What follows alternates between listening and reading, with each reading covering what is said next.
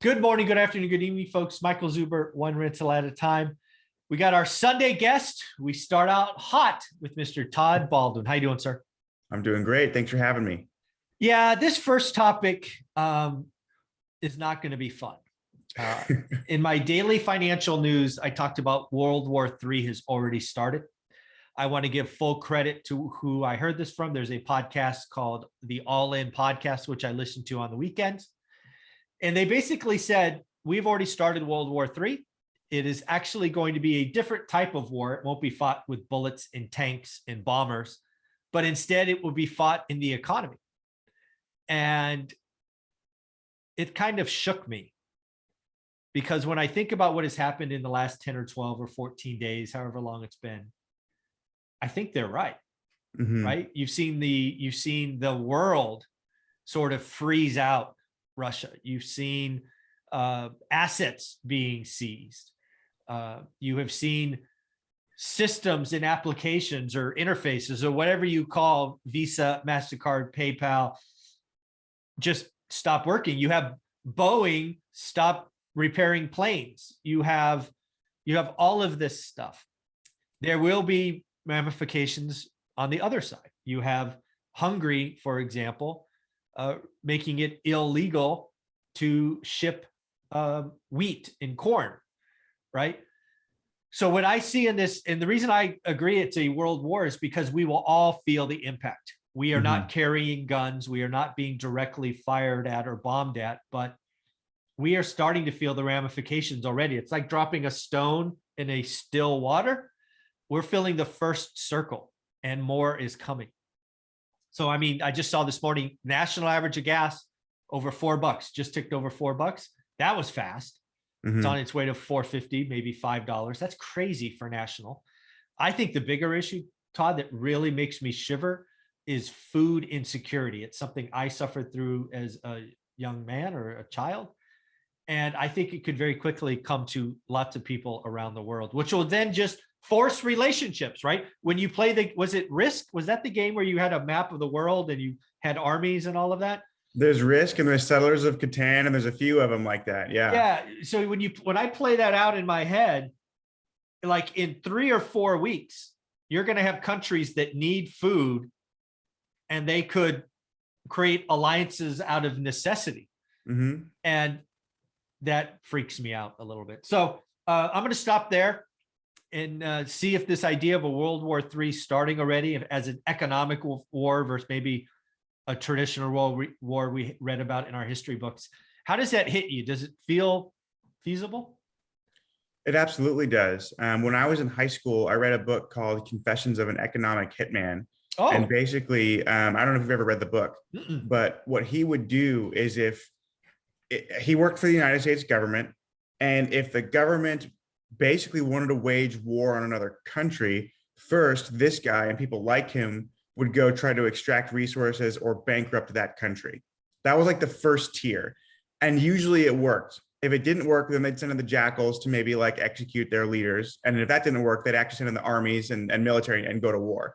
But he basically, I don't want to say stopped many wars because it's a different kind of war, as you said, but he basically bankrupted and extracted resources from many different countries. And now you see with Russia invading Ukraine, the US isn't sending troops, well, at least haven't yet.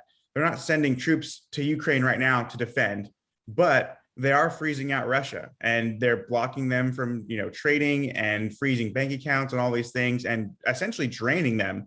And if you have no resources or cash flow, then you can't really fund a war effort. And yeah, I think this is really scary. It's going to be huge. I mean, I feel for people in Ukraine. It's amazing to see the citizens taking up arms and defending their country and their leader too. By the way, and this is just a tangent, I don't care if you're Democrat or Republican. I know of no US politicians that would take up arms and go fight on the front lines of the battlefield to defend our country. They'd probably hid out in some mansion somewhere. Anyway, that's just my bitching about US politicians. But no, it's insane. And I read a statistic, and again, anyone can feel free to fact check me on this. It's early. I don't have the right numbers, but I believe China does about exports 60% of the grain that we use. Mhm. And so if we ever like get in a fight with China, they could be like, all right, screw you, and just shut off the grain, right? And it's like, okay, well now that's 60%, like that's a huge staple of our food. Yeah. And yeah, it's a terrifying reality. There's also a global water shortage. And I know that water is a cycle, but what that basically means is that the cycle of water isn't big enough to sustain everyone on Earth indefinitely. Like there are too many people on the planet, and I don't want to talk about eugenics. That's not what I'm talking about. But like there are so many people on the planet, and the water cycle is only so much. It just, yeah, there's a lot of stuff going on. It's crazy. Oh, thank you for all of that frightening stuff. But yeah, so I got to check out that book, Confessions of an Economic Hitman. You read that in high school? I did. I read it in high school. I actually did a paper on it too. I did a report on it.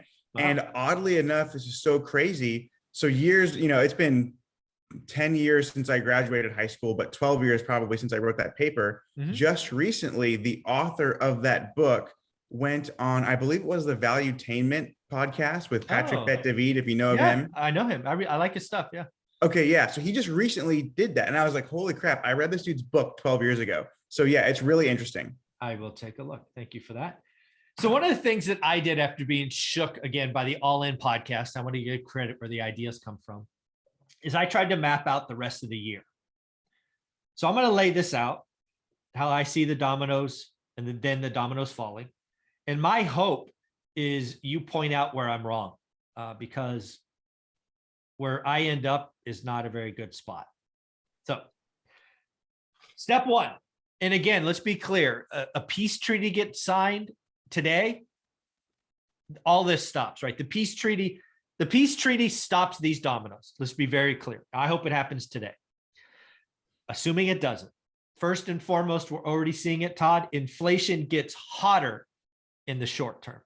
Short term being between now and 6 months, right? It was already hot. It was already going to be a big number, but it gets hotter from here. I think that, frankly, is a layup.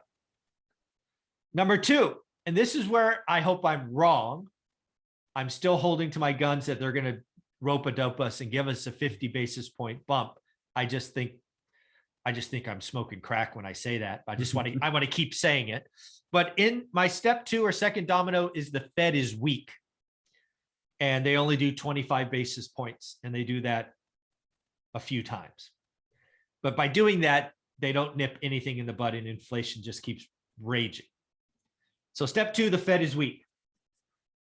Step three, I believe sometime this year, sooner rather than later, I hope it happens today, peace breaks out. My hope is we're not still talking about this at Christmas, for example. It is resolved, and it's resolved in a peaceful way. I suspect when that happens, we are going to get another rush because it will be good news. We will probably have suffered bad news after bad news after bad news. We will then have euphoria and good news.